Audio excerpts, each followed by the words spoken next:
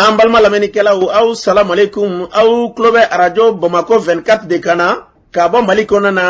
minnu bi kan lamɛn jamana fan o fan jamana kɔnɔ ni jamana kɔ kan k'aw bɛɛ lajɛlen foni k'aw koɲuman dɔn aw sɔgɔlen b'aw ka arajo Mali la Bamako 24 min bɛ n'a bɛ kunnafoni latɛmɛ aw bɛɛ lajɛlen tɔgɔ la diɲɛ ma don o don a balimakɛ n'aw denkɛ Abdulaye Kulibali fɛ k'a sɔrɔ ɲɛmaaba n'i y'a sɔrɔ bɛ tali ka jɛjɛ sari la ale bi ka baaraw bɛɛ lajɛlen jateminɛ k'aw foni k'aw koɲuman dɔn faso kɔnɔ ni faso kɔ kan dɔɛrɛ taw ma k'aw sigi ni k'aw ka kunnafoni ma kɔnɔ kunnafoni ni dalilu don tiɲɛ ni ala ye siran kan kunnafoni gɛrɛgɛrɛ anw sigilen filɛ kɛnɛ kan o de kan ka bɛn bi kunnafoni lasɔtuma bi ntɛnɛ ye dɔ furancɛ daminɛ don fɔlɔ don bi ntɛnɛ bɛnnen bɛ nazara san an baladan k'a fɔ o kalo fɔlɔ janvier kalo don bi o tile 10 ye ka bɛn 2022 san ma farafin kalo min bɛ n'i y'a sɔrɔ n'o ye laseli laban ye an baladan k'a fɔ bi o tile 7 ye jate la san kalo 6nan don hijira san 1443 san dugawu de bɛ kɛ ala ka ɲɛ k'a d'an ma bakurunba fɔla bi kunnafoniw filɛ ka wuladan k'a fɔ kunungo CEDEAO an baladan k'a fɔ maa ɲɛmaw ka sigi kɔnɔna na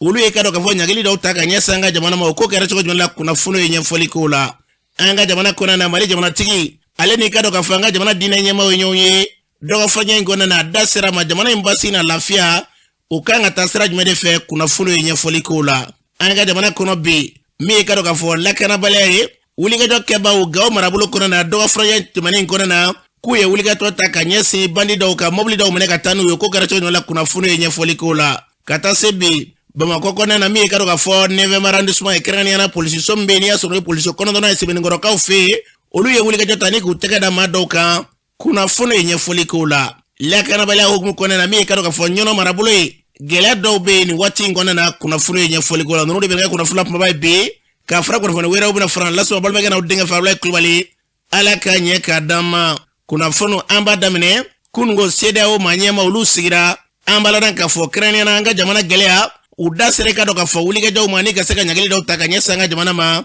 a ko kɛra cogo jumɛn de la Julatɛ Jakite ale ɲinini ka ko kan ko cogo di Julatɛ Jakite kunu CEDEAO ani UEMOA ɲɛmɔgɔw ye lajɛba dɔ kɛ Ghana Mali kunkanko la o senfɛ u y'a jira k'a fɔ ko Mali yɛrɛ nafolo min bɛ BCEAO la k'u bɛna o bloquer k'u tɛna Mali dɛmɛ wariko fansi la wa ko CEDEAO jamana bɛɛ k'a ka frontière datugu Mali ɲɛ ko foyi tɛna tɛmɛ CEDEAO jamanaw fɛ ka don Mali kɔnɔ ko fo n'a bɔra furakisɛ ani adamadenya yɛrɛ tɛ se ka taa fɛn minnu kɔ ni ɲangili kɛra walasa an ka jamana ɲɛmɔgɔw ka jamana ɲɛmɔgɔ kalata labɛn joona joona nin kibaruya lasera kunu RFI kunnafonidiso sanfɛ fɛn an ka jamana basigi ni lafiya ye an bɛ dugawu kɛ an ka jamana yarabi ala ka basigi ni lafiya ne ko don an ka jamanaw kelen an ka jamana kɔnɔ na n'an bɔra ye an baladan k'a fɔ wulikajɔ ɲɔnɔ kɛrɛfɛ dugu min bɛ yen n'i y'a sɔrɔ n'o bɛ wele ko Musa wɛrɛ k'a dɔn k'a fɔ jumadon min ye ka dɔn k'a fɔ marabatigi dɔ olu ye wulikajɔ kɛ ka taa bɔgɔkɛ dɔ k'a tun b'a ka furu la ngalabajan fanfɛlaw don ka taa sɔrɔ ka furu ko fo ka wulikajɔ ta ne k'a ɲɛnama minɛ o kɔni kɛra sogo n'u ka mugu ci ɲɔgɔn na o senfɛ jamana lakarama n'o ye Mali sɔrɔsilakaw ye olu cɛmatɔla nana bɛn ma an b'a ladan k'a fɔ a kɛra u ni jadiwala tigilamaw ka mugu ci ɲɔgɔn na kɔni o senfɛ kunnafoni y'a yira k'a fɔ ko jadiwala tigilamaw cɛla ko an ka jamana lakanabaaw kɛrɛnkɛrɛnnenya Mali sɔrɔsiw ye k'u ye maa saba bɔnɛ u ni na jadiwala tigilamaw la nka ko an ka sɔrɔsiw ka mobili dɔ k'o tiɲɛna min an ka Mali sɔrɔsilakaw ye ko maa dɔw jɔngɛna olu la n'i y'a sɔrɔ u bɛ se maa 4 bɔɲanko ma kisɛ k'i ka dɔn ye balperdi ye k'o ye maa dɔ sɔrɔ ngalabajan kɔrɔ yɔrɔw la kuma min na n'o kɛra lakana tigilamaw kɔni wulikajɔ kɛ o yɔrɔnin bɛɛ lajɛlen la ka maa ninnu ni ka se k'u gɛn ka wulikajɔw bɛɛ lajɛlen kɛ yɔrɔw la ka se ka lakana kɔni k'a minɛ maa minnu bɛ yen n'i y'a sɔrɔ n'olu tun nana gɛlɛya ta ka ɲɛ suma an b'a ladan k'a fɔ ko ka maa ninnu kɔ sɛbɛkɔrɔ kɔni ka tiɲɛni k'u kunna kunnafoni na k'i ka dɔn o kɛra so ye u ka sɔrɔ k'u kɔ don an b'a ladan k'a fɔ fo nin yɔrɔ in na lakanabaaw kɔni kɛlen bɛ nin waati in na ka se ka lakana sabati o yɔrɔw la kunnafoniw na an bɛ dugawu kɛ an ka jamana basigi na lafiya bɛna sira min fɛ ala ka jamana in basigi n'an bɔra ye buyagi wɛrɛ kɔnɔna na kunungo an b'a ladan k'a fɔ kamalen dɔ ale tun bɛ wotoro la ani fali nana se o y'a sɔrɔ maa ninnu kɛlen bɛ ka mugujugu don o kɔni sera fali sera min ka fali ma sɔn ka tɛmɛ a ye fali kɔni wajibi ci fali ma sɔn ka tɛmɛ a ye fali da cɛ dɔrɔn fali kɔni o kɛra min ka wotoro yɛlɛla mugujugu ka mugujugu wulila o yɔrɔnin bɛɛ lajɛlen la nka min bɛ yen n'i y'a sɔrɔ o kɔni kɛra la nisɔndiyakoba ye ko fali kɔni an b'a ladan k'a fɔ a y'o kɔnɔbara yɔrɔ dɔ de sɔrɔ nka foyi kɔni ma kɛ kamalennin na tuma min na n'o kɛra mankan bɔlen kɔfɛ sigida lakanabaa minnu bɛ yen n'o ye dodolakaw olu wulila ka na o yɔrɔ la olu sera waati min na olu kɔni y'a sɔrɔ i ka dɔn k'a fɔ nin kɔni de don u ye mugujugu wɛrɛ k'o tun bɛ yen yɔrɔ jan fɛ dodolakaw ye fɛɛrɛ kɛ ka o mugujugu ka tila k'o fana ci ka bɔ yen maa caman ka fɔ la bi ko i ka dɔn maa ninnu kɛlen bɛ ka mugujugu de don yɔrɔ dɔw la nka ni fɛɛrɛw b'a la ile tara ka sigi ka tɛgɛ di ɲɔgɔn ma kɛ k'i ka dɔn k'a bɛɛ lajɛlen bɛ bɔ an ka jamana ka tila ka bila basigi minɛ kɔnɔ an bɛ dugawu kɛ ala ka kɛ ten n'an bɔra ye an balona k'a fɔ min ye ka dɔn k'a fɔ anw ka jamana ma ɲɛma kɛrɛnkɛrɛnnen y'a sɔrɔ o ye kolonɛli Asimi Goyita ye ale ni diinɛ ɲɛmaaw kɛrɛnkɛrɛnnen ka taa se an ka jamana marabaw kɛrɛnkɛrɛnnen maabaw ma o ye ɲɔgɔn ye ka dɔn k'a fɔ dɔgɔfɔɲɛ in kɔnɔ na o sen fɛ an balona k'a fɔ da sera kuma caman ma jamanatigi bɛ y'a sɔrɔ Asimi Goyita ye haminanko min b'a la bi Mali ka ɲɛtaa la jamana ɲɛmaa dama dogow la a ye kuma min fɔ ani diinɛ ɲɛmaaw ka lajɛrɛ la jamanakuntigi an ka yɛrɛ lamɛn hali bi minnu bɛ grève hukumu kɔnɔna la a ka kuma hali bi bɛɛ k'i basigi ni heure na don min na a bɛ kɛ bɛɛ ye mais dɔɔni dɔɔni de don a bɛ kɛ dɔɔni dɔɔni de ka taa fo ka kɛ bɛɛ i ka hakɛ sɔrɔ donc ka hakili sigi kuma d'a ma bi bi in na gouvernement ka laɲini ye fɛn saba de an bɛ ka baara k'o de kan a fɔlɔ fɔlɔ o ye jamana ka basigi ye jamanadenw ka lakana a b'a dɔn kɛlɛ ye mɔgɔ caman bolo ka dugu la caman bɛ Bamakɔ yan yɛrɛ donc fo buna ka baara k'o kan olu mɔgɔw ka segin ka t'u ka yɔrɔ la n'i y'a lajɛ nin tɔ damadɔni kɔnɔ gouvernement minɛn min san armée ye man taa n'a fanga nana Mali kɔnɔ mun tila ka minɛn san Mali armée san kelen kɔnɔ mais a bɛ ka kɛ aw ka impôt de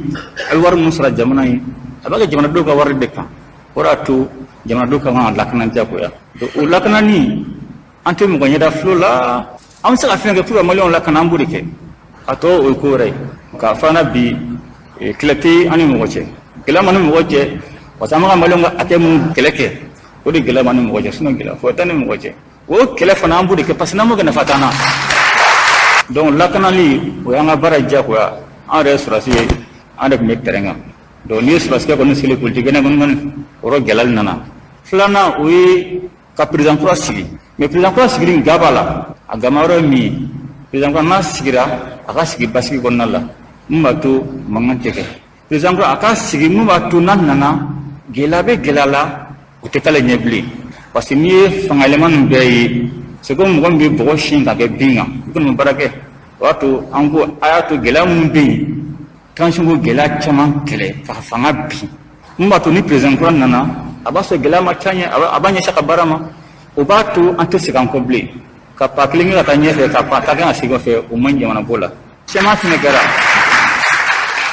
a bɛɛ kɛra an ka taa mais gɛlɛya minnu don gɛlɛya ma wuli n'o gɛlɛya dun ma wuli e mɔgɔ bɛ na i b'a fɔ ko mɔgɔw janfa parce que n'i kana i ta faamuya ni nana i bɛna bɛn gɛlɛya dɔw ma i b'a fɔ ko mɔgɔw janfa parce que o de parce que gɛlɛya ma bɔ e ɲɛ gɛlɛya bilala i ɲɛ donc n'i nana i tɛ se ka kisi cogo si la i bɛ se ka san damadɔni kɛ mɔgɔw mana tɛmɛ dɔrɔn o gɛlɛya kelen bɛ wuli kɔ bon n'a wulila n'i ma se ka maliyɛnw ka hakɛ d'u ma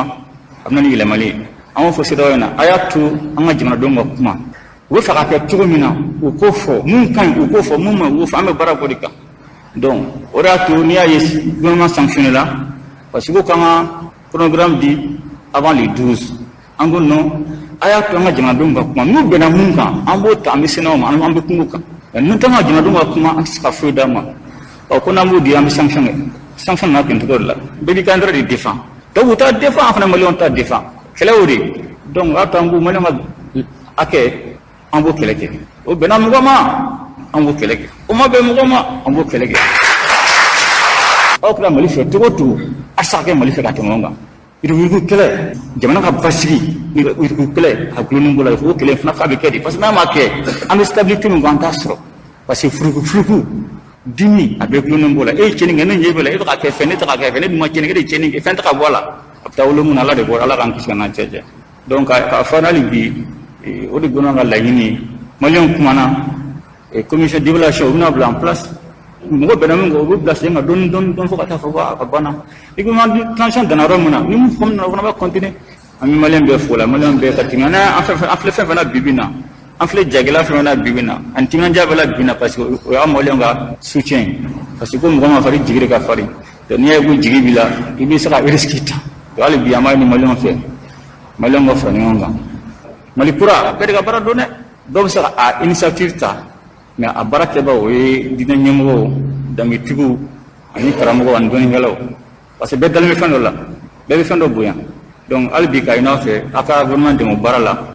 an b'a lɔn k'a fɔ ni tun ye Mali jamanatigi ye min ye kolonɛli Asimi Goyita ni tun y'a kan ye ani diinɛ ɲɛmaaw ka laseli la an'olu ka sigi kɔnɔna an bɛ dugawu de kɛ an ka jamana basigi lafiya fɛn fɛn da ka da an ka jamana Ala k'an ka jamana bila o sira kan min ye ka dɔn k'a fɔ kɛnɛ kelen kan Seydou Ousmane Madani Aidara an b'a lɔn k'a fɔ Haut Conseil Islamique du Mali ɲɛmaa ale tun bɛ kɛnɛ kan ale yɛrɛ kuma min fɔ ye o filɛ. bi téléphone minnu bɛ ka ci an ma an bɛ ka kibaru minnu sɔrɔ a kelen bɛ k'an nisɔndiya parce que yoro dekunen caman be monsieur le président o tigi alhamdulillah u bɛ ka ala tanu bi ama ban tile kelen ko tɛ an b'a dɔn dekun b'a la jamana mɛna nin dekun in kɔnɔ mais bi fan dɔw bɛ ka ala tanu mais hali bi dɔw bɛ gɛlɛya in kɔnɔ mana an bɛ dugawu k'aw ye a y'a cɛsiri a ye wuli k'aw jɔ a b'a kan a k'a dɔn jamanaden ɲuman bɛɛ bɛ dugawu kɛ aw ye jamana in basigili la ani mɔgɔ minnu tɔɲɔlen don n'u ka yɔrɔ minɛnen don bingannikɛlaw fɛ u ka se ka lafiya u k'u yɛrɛ sɔrɔ parce que a bɛ wajibi anw kan mon président i bɛ yafa ma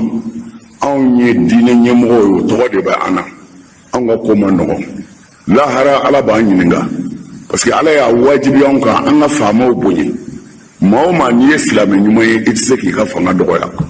mais sariya b'a wajibi ka i ka tiɲɛ fɔ i ka fanga ye n'a jɛngɛnna alors o de b'an bila kuma ninnu na o y'anw ma wajibi ye parce que an bɛ ɲininka a la lahara a ye faamaw bonya mais a ye tiɲɛ fɔ n b'a dɔn a b'a la mais a ye dɔ fara a kan. an balodan ka fɔ ni kun ye Sheikh Usman Madana Haidara Haut Conseil Islamique du Mali ɲɛma an bɛ dugawu kɛ fɛn o fɛn bɛ n'i y'a sɔrɔ n ka jamana ɲɛtaa ye ala ka Mali bila o sira kan n'an bɔra ye Mali ministre ɲɛma Dr Shokal Kokala Mayiga ale tun bɛ san 5 ani 40 la o tɛ dɔwɛrɛ ye an balima kerecɛnakaw ye kɛnɛyasoba dɔ ni ka t'o jɔ o kurumukarili baaraw ka t'o kɛnɛ kan o senfɛ min ye ministre ɲɛma ye Dr Shokal Kokala Mayiga a ye kuma min fɔ san o filɛ. Ina na siɲɛ fɔlɔ kuranko ni jiko la bi église catholique ɲɛmɔgɔw olu de ye hôpital ba in dilan miliyari 1 ni miliyɔn 400 u y'o kɛ u tun b'a fɛ gouvernement yɛrɛ ka n'a ye k'u fo o la ka inauguration kɛ n nana ka église ɲɛmɔgɔw fo k'u fo dante foli min na hôpital kelen tɛ dɛ n'a ye jateminɛ kɛ ni kumaba o kumaba n'a wulila Mali kɔnɔ église b'i da don a la cardinal Jean Zerbo y'a fo kosɛbɛ parce que ni hôpital in a bɛ fɔ ko église y'a jɔ mais en réalité sankaw bɛɛ bɛna furakɛ église in kɔnɔ maliyɛnw yɛrɛ bɛɛ bɛna furakɛ église donc u ye min dilan en réalité u ye gouvernement dɛmɛ u ye maliyɛnw dɛmɛ donc an kun tɛ se ka to kɔfɛ n'an ma na u fo o la n nana u fo k'u barikada k'u waleɲuman dɔn a fɔra n ye yanni ka bɔ Bamako ko gɛlɛya dɔ b'u kan administration fanfɛla fɛ ko papier dɔ ma dilan nkuma k'u ka délégation bila ka taa Bamako parce que gouvernement de transition b'a fɛ maa o maa ni initiative ɲuman b'a la ni idéw b'a la n'a b'a fɛ ka fɛn ɲuman kɛ Mali la a kana n'a fɔ fiyewu ko papier ko yuruguyurugu ko de y'a bali a k'a kɛ parce que olu de bɛ jamana jɔ initiative bɛ mɔgɔ minnu la par exemple olu ye hôpital jɔ yan dɔw yɛrɛ bɛ se ka fɛn wɛrɛ sigi ka kɔlɔn sen ka école jɔ ka siraw bila yɔrɔ dɔ la donc an nana u fo o la ka église ɲɛmɔgɔw bɛɛ fo à travers ka Mali chrétien bɛɛ fo. an balodan ka fɔ ni tun ye Mali ministre ɲɛma kan ye kɛnɛyaso min jɔlen fila bɛ dugawu kɛ yarabi ala k'a kɛ nafasɔrɔ sira ye ka ɲɛsin an ka jamana bɛɛ lajɛlen ma n'an bɔra ye min ye ka dɔn ka fɔ Gawo marabolo kɔnɔ na ko ka dɔn marifatigi dɔw n'o ye bandi dɔw ye u ye wulikajɔ kɛ ka mobili 2 ni k'o daraki ka taa n'o ye o tigilamɔgɔ maa 3 de tun b'u kɔnɔ na k'olu jigin ka tila kɛ 300 de dun o kelen-kelenna bɛɛ 100 k'u ka t'u taa yɔrɔ la olu ni mobili taara yaasa ka nin bɛrɛtigɛ d'a ma min ye ka dɔn ka fɔ a kɛɲɛnaba dɔ n'o ye Mumuni Gago ale ye maliden ye a kɛra k'olu to na hali bi olu ma se ka sira sɔrɔ fɔlɔ ale bɛ Gawo marabolo kɔnɔ nin waati na an balimakɛ i tɔgɔ ni jamu ni e jɔn ka bɔ mini. Ne Mumuni Gago ye n ye maliden n sigilen don Kotonu nka sisan nin wagati na n bɛ Gawo. Mumuni Gago an ye kunnafoni sɔrɔ dɔgɔ furancɛ tɛmɛnen na ko wulikajɔ kɛbaa dɔw ye wulikajɔ ta mobili 2 ka se k'olu minɛ Mali frontière la a ko kɛra cogo di. O kɛra ko ye mercredi sɔgɔma mobili ninnu bɔra Niger k'u kun da Mali kan Labzanga mobili 2 de kun don mɔgɔ 3 mɔgɔ 1 bɛ mobili 1 kɔnɔ mɔgɔ 2 bɛ mobili 1 kɔnɔ marifatigi ninnu nan'u lajɔ 4 kilomètres Labzanga k'u ka téléphone minɛ n'u ka wariw k'u ka mobili 1 d'u ma u ye 300 de d'u ma u bɛɛ kelen-kelen 100 k'u ka taga u taa yɔrɔ la ka taga ni mobili ninnu ye n'u ka wariw n'u ka téléphone. mobili ninnu ye mobili sugu jumɛnw ye. voiture de kun don u bɔra Kotonu u bɛ ka na Gawo. maa minnu ye nin kɛ maa sugu jumɛn kun don. mɔgɔ 6 marifa b'u bolo mɔgɔ 2 b'u moto kan jalamugu melenge b'u kunkolo la pandiw. o yɔrɔ ninnu na lakanabaw t'o yɔrɔ la ye wa. lakanabaw bɛ nka u ye nin mobili ninnu minɛ dɔrɔn u ye burusi kɔnɔ sira minɛ ka taga. Kɛr'u tagalen Ablaye an bɛ yɔrɔ min na insécurité bɛ yen koyi depuis vendredi jan passé an caman de bɛ cour kɔnɔ an tɛ se ka na Gawo ka sababu kɛ insécurité an tɛ se ka taga ka bɔ Labzanga ka na Gawo escorte de don Gawo n'o tɛ i tɛ se ka taga n'i taara dɔrɔn u b'i lajɔ k'i ka mobili minɛ la ani ka fɛn bɛɛ mobili caman jenimɛ sira kan ye Labzanga ni Gawo cɛ camion caman ani voiture a caman jeninen don sira fɛ ye insécurité bi yɔrɔ na bilen a tɛ bɔ an ye tile 10 ɲɔgɔnna de kɛ an bɛ Labzanga ka sababu kɛ insécurité i tɛ se ka tɛmɛ sɔrɔdasiw de bɛna ASOPATE ka na Gawo n'o tɛ n'i nana dɔrɔn u b'i ka mobili minɛ la Mali sécurité kɔni u k'u jija o fɛ o ye kelen réseau yɛrɛ tɛ yen u ye réseau tigɛ même Gawo yɛrɛ connexion tɛ yen weleli kɔni bɛ se ka kɛ mais connexion tɛ yen ne bɛ min kɔni fɛnkɛ dɔrɔn u ka insécurité kɛlɛ dɔrɔn n'o kɛra basigi bɛna jamana kɔnɔ an bɛ dugawu kɛ yarabi Ala ka jamana basigi lafiya fasoden bɛɛ lajɛlen bɛ k'o min laɲini yarabi Ala ka an ka jamana k'a bila o minɛ kɔnɔ n'an bɔra ye min ye ka dɔn k'a fɔ Tongolongura o bɛɛ ka dɔn k'a fɔ Kolongo fɛ Kolongo bɛ Masina de fɛ a bɛɛ lajɛlen ye Segu mara ye k'a dɔn k'a fɔ dɔgɔ faraɲɛ in kɔnɔ na su dɔ yera Tongolongura kɛrɛfɛ a tigi falen tun bɛ k'a ɲɛ siri ka n'a da mɔgɔw ka malobura sanfɛ kuma min na ni kunnafoniw carila dugulamaw fɛ dodo daga min bɛ Lotangura n'o ɲɛma ye sene u taara kunnafoni d'olu ma olu yɛrɛ wele bila lakanabaw ma o kɔfɛ olu tila ka taa lajɛ a lajɛli sen fɛ mini wulila a mankan ma dogo maa si kelen na kilo 40 kɔ hakɛ yaasa ka nin bɛ lepɛrɛtigɛ d'a ma Seni Jara yɛrɛ b'an bolo nin waati na e ye jɔnni ka bɔ mini a n'a kɛra cogo di ne ye Seni Jara ye o sigi bɛ Lota ne ye Kolongo donsow ka ɲɛmɔgɔ ye Seni Jara an ye kunnafoni sɔrɔ ko jumadon ko su dɔ yera aw ka dugu dɔ kɛrɛfɛ n'o ye Tongolongura ye ko su in ko u kun kelen bɛ k'a fa ka mugujugu don n'a ka bila ko a ka mɔgɔw magara la ko mugujugu wulila n'a ka mɔgɔw ye a ko kɛra cogo di n bɛ Ala tanu alamisa Tongolongurakaw de ne wele k'a fɔ n ye ko su dɔ k'u kɛmɛ k'a danbɛ malobura sanfɛ ko nka k'a dacogo man ɲi ne k'u ma k'u t'a lajɛ n'u ye dɔnyɔrɔ sɔrɔ a la u ye ɲɔgɔn k'u taara ka taa lajɛ k'u ma se ka dɔnyɔrɔ sɔrɔ a yɔrɔ jan ko sabu a ɲɛ fililen don k'a da kɔnɔ kan ne ko n'a ɲɛ fililen k'a da kɔnɔ kan u k'a to yen n ye Masina Sigi wele k'a fɔ a ye sɔrɔdasiw coordinateur bɛ Masina k'o yɛrɛ wele k'a ɲɛfɔ ye a ka d'an ye u k'u n'a lajɛ sabu sigalen don k'a fɔ n'i ye nin kɔni ye tan i bɛ taa sɔrɔ janfan don an y'a fɛn o fɛn kɛ wɛrɛ i bɛ taa sɔrɔ u bɛ mini de don a na k'a bila ni maa nana d'a ma a bɛ wuli o kɛlen olu kɔni tilenna u mɛnna fo ka taa se sufɛ ma ni ye wele ka fɔ Segu Garamugu ɲɛmɔgɔ dɔ bɛ yen Kɛfa Duguri n'a yɛrɛ y'i yele k'a ɲɛfɔ a ye a ko ala y'a fɔ Masina n y'a fɔ Masina Segu yɛrɛ an sira fo ka taa dugu jɛ su in kɔni bɛ su in bɛ jabaforow de masuruna sira dara dugu jɛlen ne ko n ko nin kɔni baara in kɛra cogo min na sisan Tongolongurakaw yɛrɛ y'u siran bɛ ka bɔ an na ne k'u ma an ka baara in to tan ne yɛrɛ bɛna an ka maa dɔw labɛn k'u bila ka taa u ka taa fɛn lajɛ ala y'a kɛ ne ye mɔgɔ 4 labɛn ko olu bila ka taa u ka taa su nɔfɛ ka taa lajɛ ni ɲɛ min don an ka se k'a sidɔn olu kɔni taara ye man kɔni maa minnu bɛ man'u bolo man y'o maasiya dɔ bɛ nka ɲɛ fililen don ni finfinman ye k'a d'a kɔnɔ ka jɛnɛti dara olu kɔni nana u ye fɛɛrɛ o fɛɛrɛ kɔni ye k'a fɔ a t'i ɲɛ fiyewu f'u ka maana de bon ala kɛ kɛra olu kɔni taara su in taa si yɛrɛ ma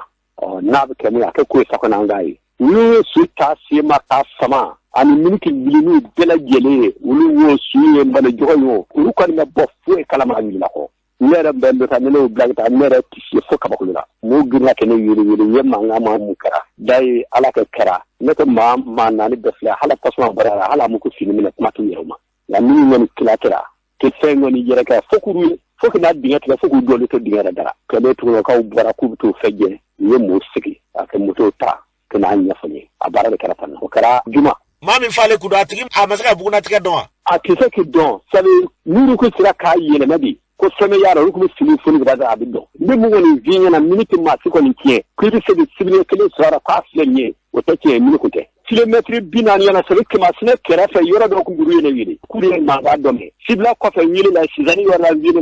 la bɛɛ wa ni k'a fɔ ɲɛna k'u ye mankan mɛn ne mun fɔ an bɛ jɛ k'an tɛgɛ da an ɲɔgɔn bani mini bɔlen b'an fɛ yan nɔ nka wulila nin kɛcogo la nin kɔni y'a fɔlɔ ye an fɛ yan hali bi an bɛ jɛ k'i dɔw kala an ka cɛkɔrɔbaw ye an bɛ dugawu kɛ yarabiya la fɛn fɛn i ka dɔn k'a fɔ kasara ye ala k'an kisi a ma an ka jamana kɔnɔ na ni tun ye Seni Jara kan ye ka bɔ Lotangura a fɔra cogo min na jamana in basigi lafiya ala k'an ka jamana bila o minɛ kɔnɔ n'an bɔra ye min i ka dɔn k'a fɔ Sebenikɔrɔkaw fɛ yen 9e arrondissement o polisilakaw k'i ka dɔn san yɛlɛma kɔnɔ na o n'a kow don olu ye tɛgɛ da bagan zone dɔw ka kɛrɛnkɛrɛnya n'i y'a sɔrɔ o ye misi zone dɔw ye ka se ka minɛni ta ni ka ɲɛ suma o baara in kɛra cogo min na u ka commissaire ka dankan n'i y'a sɔrɔ Bakari Dunbiya ale b'a ɲɛfɔ an ye an ka lamɛn. Ne tɔgɔ ye Bakari Dunbiya commissaire dankan 9e na Sebenikɔrɔ a bɛ tile dama dama bɔ an ka cɛdenw nabɔ seli ɲɛkɔrɔ baaraw ni 31 ni Noël o baaraw kama donc o hukumu de kɔnɔ u sera ka u ka turu ka yala la ka bɔ misitigi dɔw kan parce que an ye cɛ 3 sɔrɔ misi caman b'u bolo mun tɛ ko kɛta ye kɔrɔlen an b'a jateminɛ sɛbɛnni kɔrɔ misiw bɛ sira tigɛ ka taa u kunna mandenya fan kan mais nin don in na ne ka cɛ dɔw nana jateminɛ k'a fɔ ko misi min bɛ cɛ 3 in bolo ka ca misi 20 ani kɔ ye donc o misi 20 ni kɔ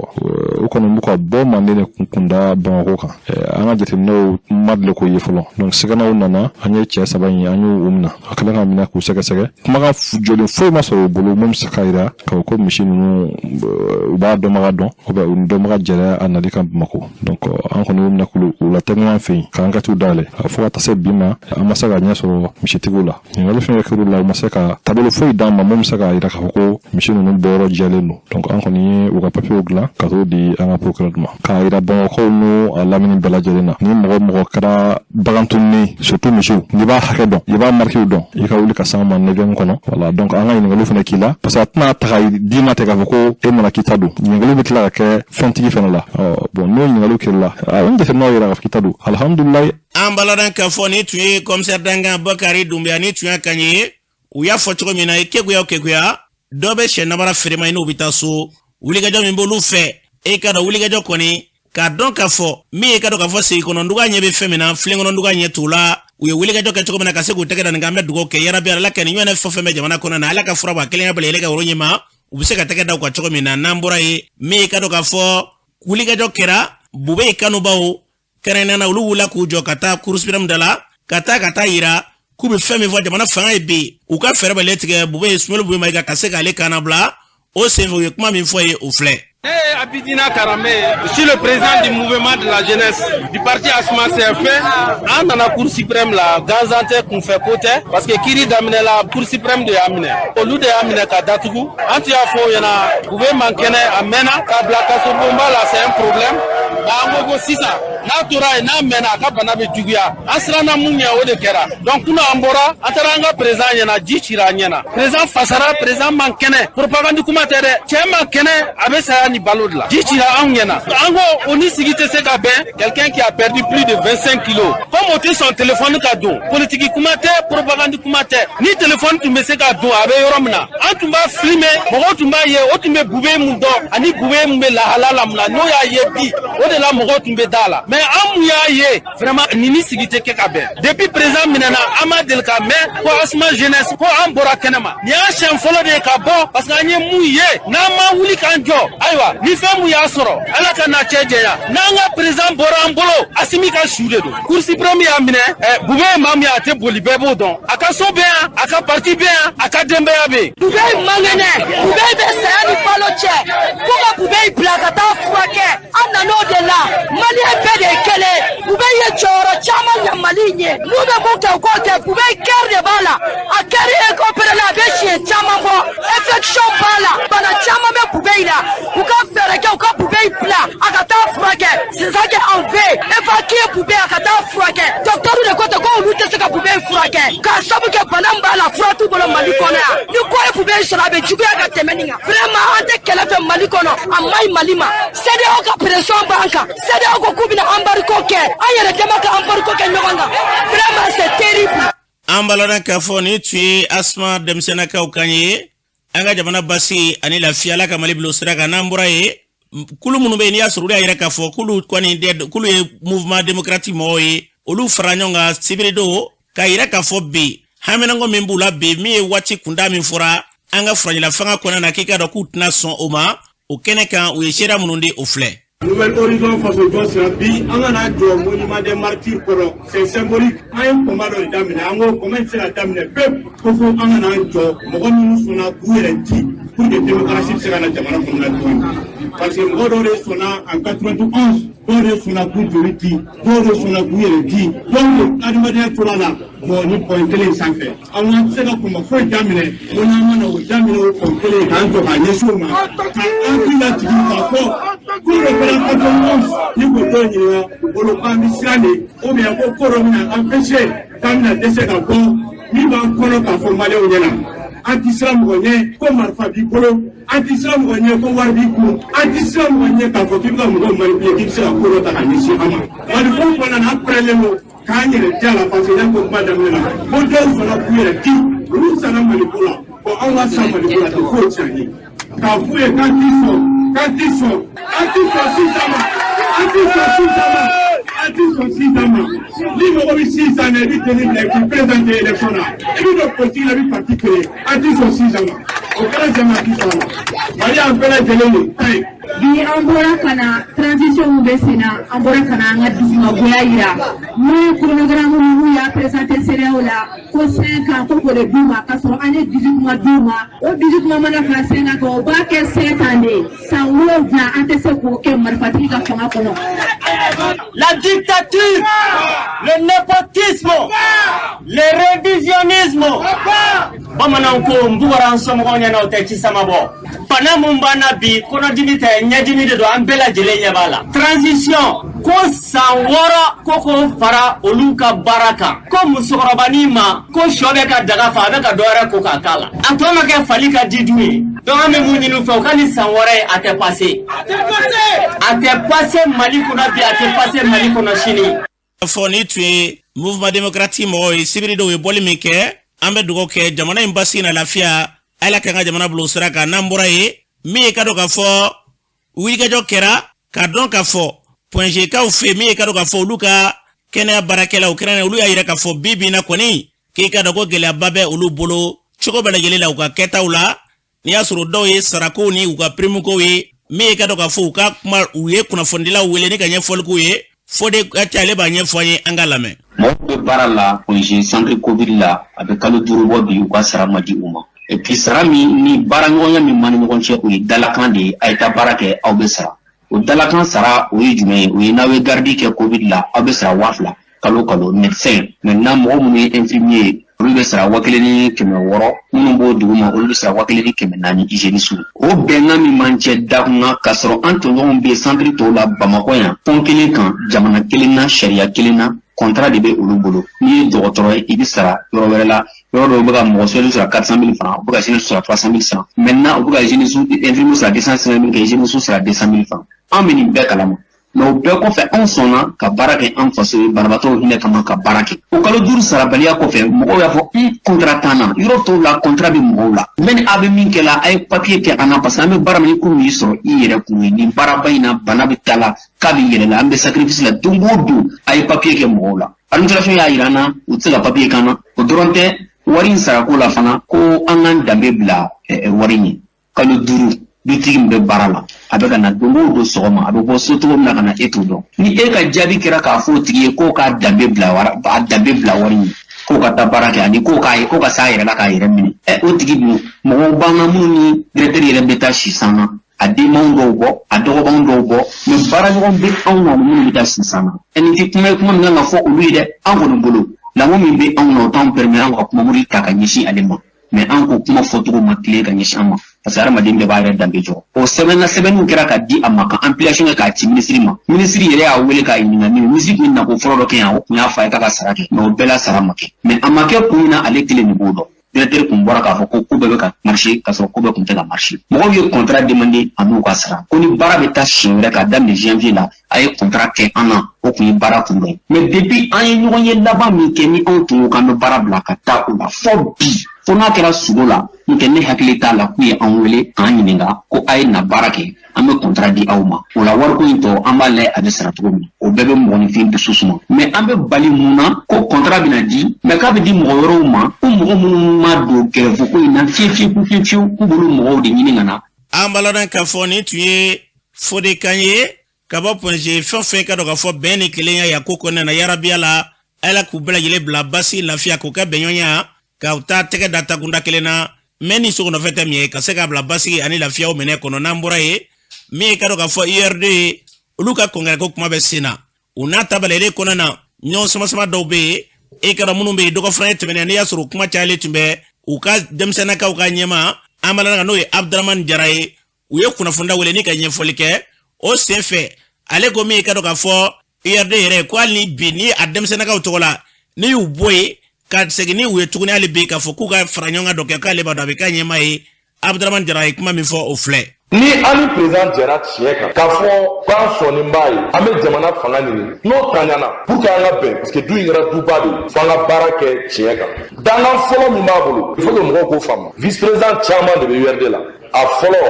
o de ye Saliku ye parti a vice président fɛn fɛn bɛ yan ani minnu yɛrɛ fana tɛ yan u bɛɛ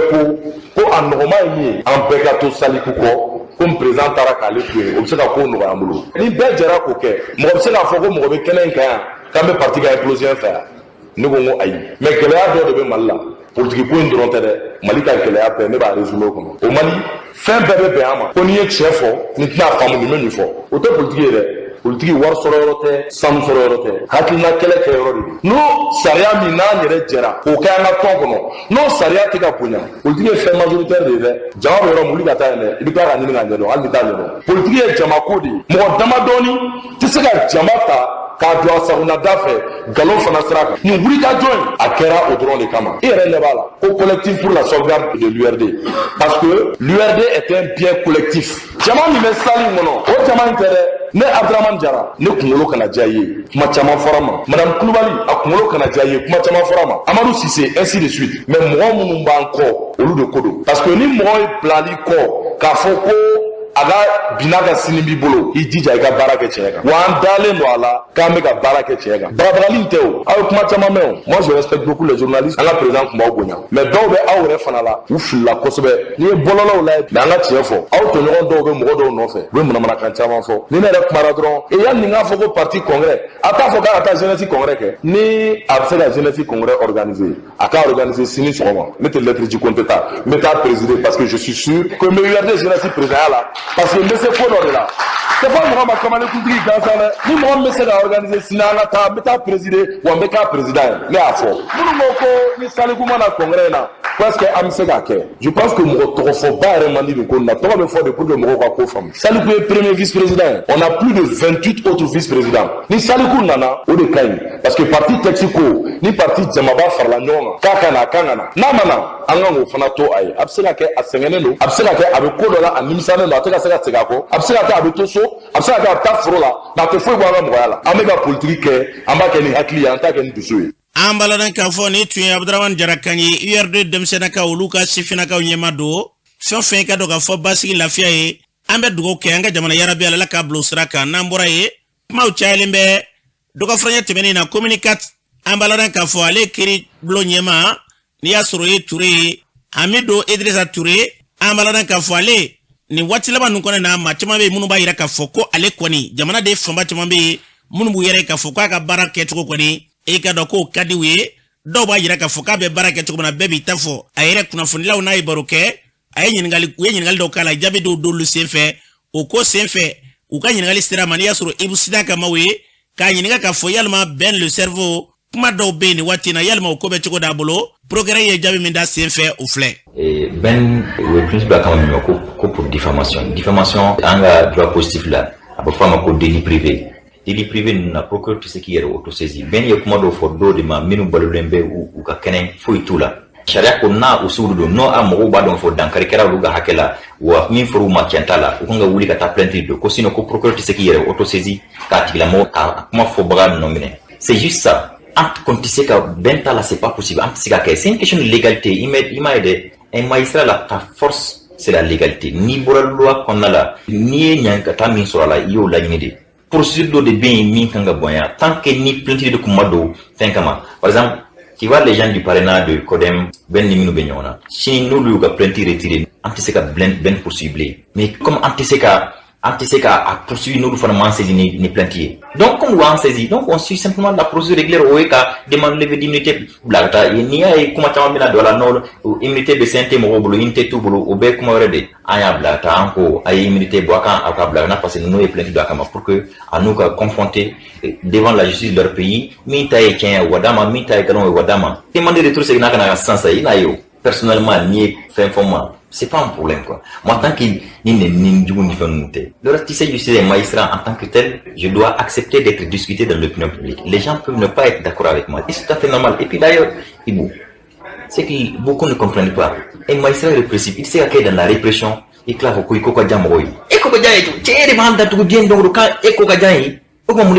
iko te jaye de hal na ma fi commandant yi e ko se ka jam mo e chogodi e be répression de la et puis d'ailleurs ni jeli mangoya ere ke kan mo la a kan service de répression de la donc o ti se ka ke ko yimi me dega on a quoi ambaloren ka fo ni tu Idrissa Hamidou Touré ambe femi fo yarabi Allah anga jamana sofen ka bla stratégie jelengele ga ni ya soro foto de bebe ke fo bi be mo bodi la ala kamali bla usra kan anga jamana ka basigi malik kun ka jaka teme kunungo ka ala ko ke jamana yi nambura ya bita jamana ko kanana julache jakti mumbe bolobi karamogo ase kunu mali gouvernement la sedo ke ka nyesi sedao ani yomwa ka nyangli talema ka nyesi malima uya jira ka fo kube ni haklina talen kuba kondane barsa bula ko sedao ani yomwa sigilendo nyogon deme ani farafinya kilinya haklina demeli de kan wa ko mali surasu bala ka se soro bambagachu kan wakati mina ko wakati kelen ko sedao ani yomwa bala ka mali nyangi kube mali dembela jelen wele kata basigi ma wa ko fere bela jelen talendo wala sa fɛnw do anga jamana kono cogo mina o kana se ka jɔ o kɔfɛ amta Nigeria araba ani alamusa tɛmɛlen kulu marifatigi cɛ 100 ani dɔɔni minnu bɛ tun bɛ moto la olu ye dugu 10 kɔni ci Anka ani Bukuyum mara la Nigeriakaw fɛ o tilara k'u ka baganw ani u bolofɛn nafamaw cɛ ni ka sɔrɔ ka tasuma bila ni dugu ninnu bɛɛ lajɛlen na Nigeria ministre min ka baara bɛnnen do adamadenya ko ɲɛnabɔli ma n'a bɛ wele ko Sadia Umar Farouk ni kibaruya lasera o fɛ sibiri tɛmɛlen o kɔfɛ an bɛ taa Chad parti politique tɔn min bɛ wele ko transformateur olu ye lajɛba dɔ kɛ sibiri tɛmɛlen N'Djamena balontan terrainba dɔ la min bɛ wele ko Stade Idriss Mahamat Ouya lajɛ in dabɔra walasa ka pression kɛ Chad jamana ɲɛmɔgɔw kan walasa u kana kɛ cɛbɔ ye jamana ɲɛmɔgɔ kalata natɔ ani sigikafɔba min bɛna kɛ Chad jamana ɲɛmɔgɔw fɛ février kalo tile 15 natɔ k'u ka Chadien bɛɛ lajɛlen wele o kɛnɛ kan an bɛ laban ka taa Ethiopie jamanaden minnu tun bɛ kaso la politique ko sira fɛ Ethiopie premier ministre Abiy Ahmed ye olu bɛɛ lajɛlen olu dɔw amnistie juma tɛmɛlen o kɔrɔ de ka yamaruya di k'u dɔw bila ka bɔ kaso kɔnɔ mɔgɔ minnu bɛna bɔ ni kaso ninnu la parti politique tɔn ɲɛmɔgɔ dɔw b'a la minnu yɛrɛ tun nɔ minɛlen bɛ ka sabu kɛ k'u tun b'a la ka jihadi wale kɛ Ethiopie jamana kɔnɔ karamɔgɔ Ase nin bɛ dansigi an ka bi kokan kunnafoni la an bɛ dugawu kɛ yarabi Ala an ka jamana yarabi Ala ka taa se jamana wɛrɛw ma basigi lafiya o se masaramani ye Ala k'an bɛɛ lajɛlen lafiya an ka sigidaw kɔnɔ la nin bɛ dansigi kunnafoni na bi ka barabali ile tɔn citonu bolo jabila ka furumuso do makɔrɔ kamara ka bolo da ka ɲɛna tigɛ dɔn tɔgɔla ɲɛma so kunna sango jabi be ne ka karafe ma min bolo e fana ka wa ka kɛ jɛma ye Musa Fona kunnafoni fara ɲɔgɔn kan siri kura Mohamed Sabake ale ma kɛnɛ sɔrɔ Julaja Jakite ka taa se Umu Dambele abla kubalanw de tun bɛ aw ni caka kulomajala ka tɔbɛ nin kan a kan bɛɛ sini nin kɛnɛ kelen kan